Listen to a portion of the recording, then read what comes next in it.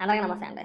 YCP నాయకులు ఏం చేసినా సరే, అంటే గతంలో వాళ్ళు ఏం చేసినా సరే, జనం మర్చిపోతారులే, మర్చిపోయారులే అని చెప్పేసని భ్రమలో బ్రతికేస్తా ఉంటారు. ఉదాహరణకు చెప్తా. రీసెంట్‌గా నిన్న అనుకుంటా 'జల్సా 4K రీ రిలీజ్ సందర్భంగా జనసేన కార్యకర్తలు కొంతమంది ఉంటారుగా, అభిమానులు అందరికీ ఉంటారు. జగన్మోహన్ రెడ్డి అభిమానులు ఎలాగైతే ఉన్నారో, అలాగే పవన్ కళ్యాణ్ గారికి కూడా అభిమానులు ఖచ్చితంగా ఉంటారు.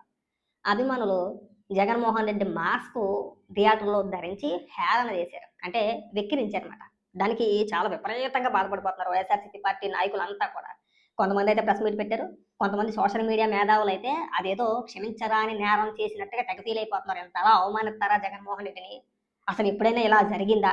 ఏకంగా వైఎస్ఆర్‌సీపీ పార్టీ అఫీషియల్ పేజీలో అయితే ఒక పెద్ద పోస్టే ఏసేశారు. వైఎస్ఆర్‌సీపీ పార్టీ అఫీషియల్ పేజీలోనే కాదు, వైఎస్ఆర్‌సీపీ పార్టీ కార్యకర్తలు కూడా అదేదో క్షమించరాని నేరం అన్నట్టు, గతంలో ఎప్పుడూ వైఎస్ఆర్‌సీపీ పార్టీ కార్యకర్తలు ఇలాంటివేవి చెయ్యనట్టు ఈళ్ళిచ్చే ఎలివేషన్‌లమాట. ఒకసారి వైఎస్ఆర్‌సీపీ పార్టీ అఫీషియల్ పేజీలో ఏ ట్వీట్ చేశారో చదివి వినిపిస్తాను చూడండి.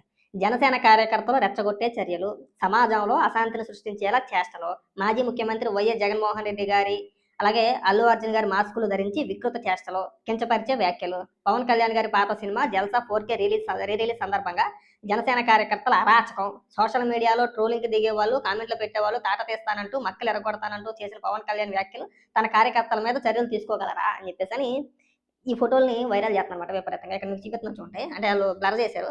అయితే ఇక్కడ విచిత్రం ఏంటంటే, ఇక్కడ అంటే నవ్వొచ్చే విషయం ఏంటంటే, సేమ్ ఇలాగే ఇంచుమించుగా ఇలాగే ఇంతకంటే ఎక్కువ జగన్మోహన్ రెడ్డి ముఖ్యమంత్రిగా ఉండగా సిద్ధం సభల పేరుతో పెద్ద పెద్ద సభలు పెట్టుకొని, ఆ సభలకి ముఖ్య అతిథి ఎవరంటే అప్పటి ముఖ్యమంత్రి, ఇప్పుడు మాజీ ముఖ్యమంత్రి జగన్మోహన్ రెడ్డి గారే. ఆ సభల్లో ఆ సభల ఎంట్రన్స్ దగ్గర అంటే సభకెళ్ళే దారిలో చంద్రబాబు నాయుడు గారిది ఒక కటౌటు, పవన్ కళ్యాణ్ గారిది ఒక కటౌటు, నారా లోకేష్ గారిది ఒక కటౌటు బొమ్మల రూపంలో తయారు చేయించి అక్కడ పెట్టి, ఆ సైకో యాదవులకి, వైఎస్ఆర్‌సీపీ పార్టీ కార్యకర్తలకి, సైకో యాదవులకి చేతికి గ్లౌజులు ఇచ్చి, గుద్దిచ్చి, కొట్టిచ్చి ఆ వీడియోల్ని సాక్షిలో ప్రచారం చేశారు. మీ అందరికీ గుర్తుండే ఉంటది. ఒకసారి నేను ఆ ఫోటోలు కూడా చెప్తా చూడండి. ఇక్కడ చూడండి ఇక్కడ. చంద్రబాబు నాయుడు గారి ఫోటో ఒకటి, పవన్ కళ్యాణ్ గారిది. అర్థమవుతుందా? మరి ఆ రోజు ఏమైపోయిందిరా ఈ బుద్ధి?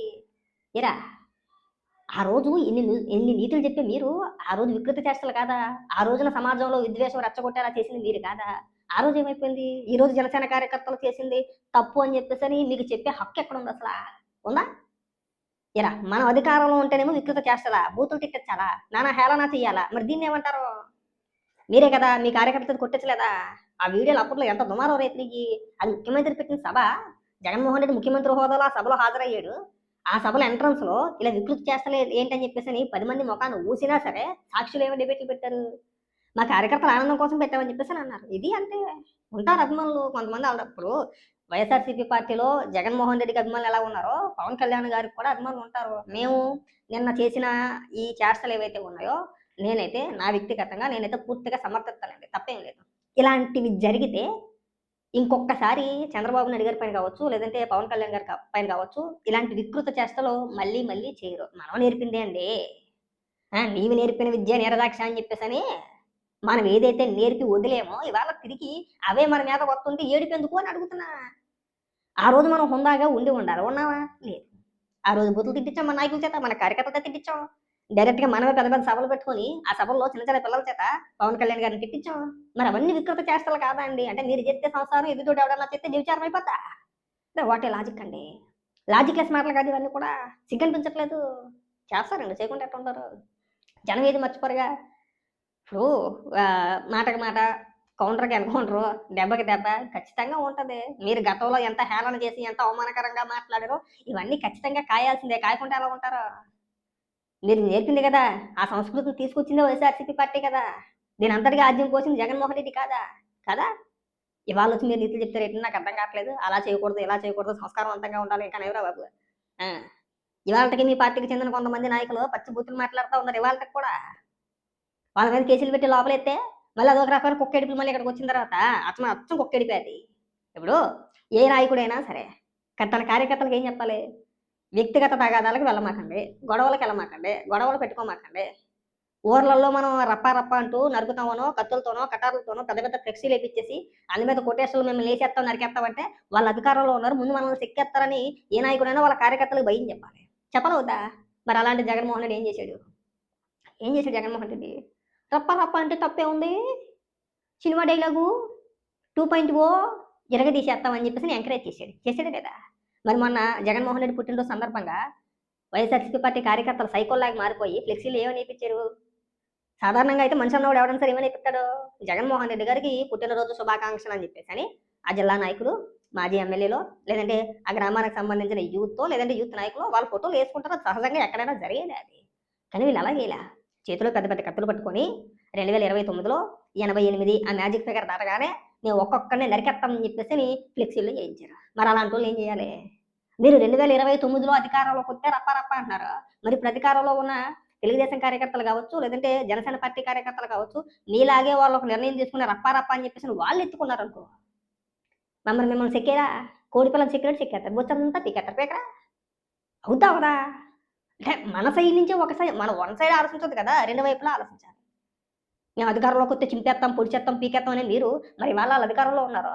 వాళ్ళు తలుచుకుంటే మీ డైలాగులు వాళ్ళు కొడితే డైలాగులు కొట్టకూడదు, అలా డైలాగ్ కొట్టరు కూడా వాళ్ళు.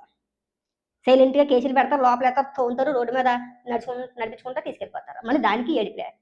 నేను మొన్న ఒక గోపాలపురంలోనే ఎక్కడో ఒక వీడియో చూసా. వైఎస్ఆర్సీపీ పార్టీ కార్యకర్త అంట తెలుగుదేశం పార్టీ నాయకుల్ని కార్యకర్తలను ఉద్దేశించి లకారాలతో సంబోధించి ఎవడొస్తాడో రండ్రా, మధుమ వెంకటరాజు వస్తాడా, ఇంకొకటి వస్తాడా అని చెప్పేసి లకారాలతో సంబోధించి పచ్చి బుద్ధులు తిట్టేసాడు. ఆ తర్వాత రోజున పోలీసులతో ఉబ్బరంగా ఎరకొట్టేసి అరికాలు కోటింగ్ ఇచ్చేసి రోడ్డు మీద నడిపించుకుంటా తీసుకెళ్ళిపోయారు. ఎందుకు? ఈడికి రెచ్చగొట్టాడు ఆల్రెడీ. ఆన్ని సుధపూసలాగా సాక్షి లేకుండా లైవ్ పెట్టేశారండి. అవి వాళ్ళ కొట్టి తీసుకెళ్ళిపోతారా? తీసుకెళ్ళకపోతే అన్న అలా వదిలేస్తారు. పొద్దుట ఆడి పొద్దున ఏకత్తో పట్టుకుని ఒకరినో ఇద్దరిని వేసేస్తే దానికి ఎవడ బాధ్యతలు? మీరా? అది మీ పార్టీ బాధ్యత వహించదా? అంటే సమాజంలో సైకోలందరిని తయారు చేసి ఒక పక్కన విద్వేషాలు రెచ్చగొడుతూ, ఒక పక్కన శాంతి భద్రతలకి భంగం కలిగిస్తూ, ఎక్కడికక్కడ మనం వేసేద్దాం, నరికేద్దాం అని చెప్పేసి నినాదాలతో మీరు పిచ్చి పిచ్చిగా రెచ్చిపోతుంటే వ్యవస్థలు చూస్తా ఊరుకుంటాయా? ఉండరు. ఒకసారి ఎవడైతే అతిగా మాట్లాడుతున్నాడో, ఎవడైతే అతిగా పేలిపోతున్నాడో ఆడు ఒంట్లో ఉన్న కొవ్వు సగం తీసేశారనుకోండి, అది బుద్ధి వచ్చేది. అయ్య బాబు నెక్స్ట్ టైం మనం ఎలా వెళ్ళకూడదురా బాబు, ఇలా మాట్లాడకూడదు అని చెప్పేసి ఒక క్లారిటీ వచ్చేది. అది రావాలి ఖచ్చితంగా. భయం ప్రతి ఒక్కరికి ఉండాలి. మేము కూడా ప్రతిపక్షంలో ఉన్నప్పుడు 2019 నుంచి 2024 వరకు మేము కూడా మాట్లాడేవండి. సోషల్ మీడియాలో మాట్లాడుకుంటే ఏమీ లేవు. మాట్లాడాము, అప్పుడు కూడా మాట్లాడాము. నీలాగా నరికేస్తాం, సింపేస్తాం, పొడిచేస్తాం అని చెప్పేసి లేవు, మాట్లాడాలా. ఇవాళ అధికారంలో ఉన్నా అని చెప్పేసి నేను మాట్లాడుతున్నావా? లేదు, పద్ధతిగానే మాట్లాడుతున్నాం. అంటే విరవీగిపోవట్లేదు కదా, మీరు విరవీగిపోకూడదు, చెప్పాలి. ఇలాంటి సంఘటనలు జరుగుతాయి, ఇన్ని జరగకుండా ఉండవు. ఒకటే రెండు అరాకొర ఎక్కడొకక్కడ జరుగుతాయి. ప్రతిదీ కూడా పవన్ కళ్యాణ్ గారికో, లేదంటే చంద్రబాబు నాయుడు గారికో, లేదంటే లోకేష్ గారికో అన్నీ తెలిసి జరగవండి. కానీ జగన్మోహన్ రెడ్డికి తెలిసే జరుగుతాయి. ఎందుకు అంటే ఆ ఫ్లెక్సీలు కావచ్చు, ఆ బొమ్మలు కావచ్చు, జగన్మోహన్ రెడ్డి నిర్వహించిన సిద్ధం సభల ముందు పెట్టించినాయి అవి. జగన్మోహన్ రెడ్డి తెలియదా? వెళ్తుంటే జగన్మోహన్ రెడ్డి చూడ. ఇప్పుడు ఒక సభ నిర్వహణ జరుగుతుంది, ఏ కార్యక్రమాలు ఉన్నాయి, ఏ కార్యక్రమాలు చేస్తున్నారు అనేది వాళ్ళకి తెలియదా? తెలియకుండానే పెట్టారా? తెలిసే పెట్టారు. ఒక రకంగా రెచ్చగొట్టాలి అని చెప్పేసి పెట్టారు. ఆ రోజు మీరు పెట్టినప్పుడు ఒప్పైంది. ఈ రోజు మీరు తీసుకొచ్చిన విధానాన్ని ఎదుటోళ్ళు చేసి చూపిస్తుంటే మీకు కాలిపోతుంది, మీకు మండిపోతుంది, మీరేం ఓర్చుకోలేకపోతున్నారు, మీరేం ఒక్కెట్టేడు చేస్తున్నారు. సో ఈ ద్వంద్వ వైఖరి వద్దండి. ఎక్కడైనా సరే మమ్మల్ని అలాగన్నారో, మా మాస్కులు పెట్టుకున్నారో, జగన్మోహన్ రెడ్డిని హేళన చేశారు, ఎక్కిరెత్తున్నారంటే ఎక్కిరెత్తారా, ఎక్కిరెచ్చకుండా అయితే ఓటరు. ఇది బాగా గుర్తుపెట్టుకోండి.